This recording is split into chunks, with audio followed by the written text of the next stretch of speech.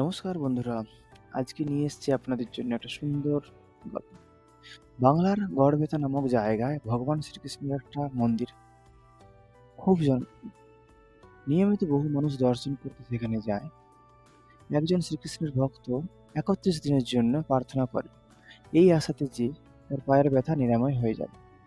সে হাঁটতে পারত না, তাই লোকেরা তাকে বহন করে সব জায়গায় নিয়ে যাচ্ছিল।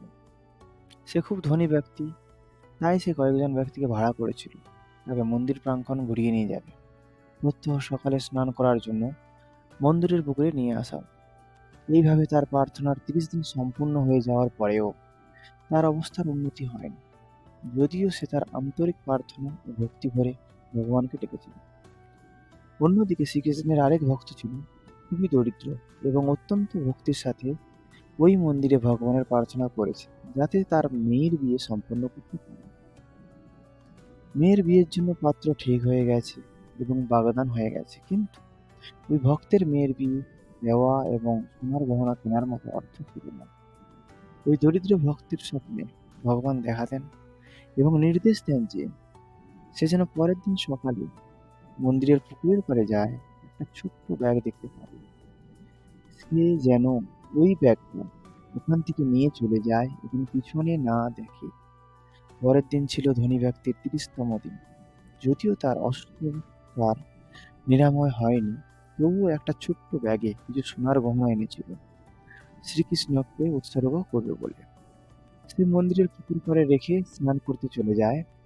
ভগবান শ্রীকৃষ্ণের নির্দেশ মতো গরিব ভক্ত মন্দিরের পুকুরের কাছে যায় এবং সেখানে একটা ছোট্ট ব্যাগ দেখতে পায়। সে ওটা তুলে নিয়ে চলে যায়। ধনী ব্যক্তিটি দেখতে পায় যে কেউ শ্রীকৃষ্ণের জন্য রাখা ব্যাগটা নিয়ে পালিয়ে যাচ্ছে। তখনই জল থেকে বেরিয়ে এসে চোরের পিছনে দৌড়তে থাকে। চোরকে ধরতে না পেরে সে হতাশ হয়ে ফিরে আসে। কিছুক্ষণ পর এই চিন্তা উদয় হয় যে সে এতটা পথ দৌড়ে গেল চোর ধরার জন্য, কেউ তো তাকে বহন করে নিয়ে যায়নি। সে এখন একাই মাটিতে দাঁড়াতে পারছে, তার পায়ের কোনো ব্যথা নেই। এই ধরনের অলৌকিক ঘটনা অভিজ্ঞতা তার হলো এবং বহুল পরিমাণে শ্রীকৃষ্ণকে ধন্যবাদ দিল তার অসীম করুণার জন্য। তাই ৩১ দিনে ঈশ্বর তার দুই ভক্তের ভক্তিতে পরিতুষ্ট হন, তাদেরকে উদার চিত্তে আশীর্বাদ করেন। ধনী ভক্তের পায়ের ব্যথা নিরাময় হয়ে গেল এবং অন্যদিকে গরিব ভক্ত ব্যাগের ভেতর পর্যাপ্ত পরিমাণে গহনা পেয়ে যায়, যা দিয়ে সে তার মেয়ের বিয়ে দিতে পেরেছে। ধন্যবাদ।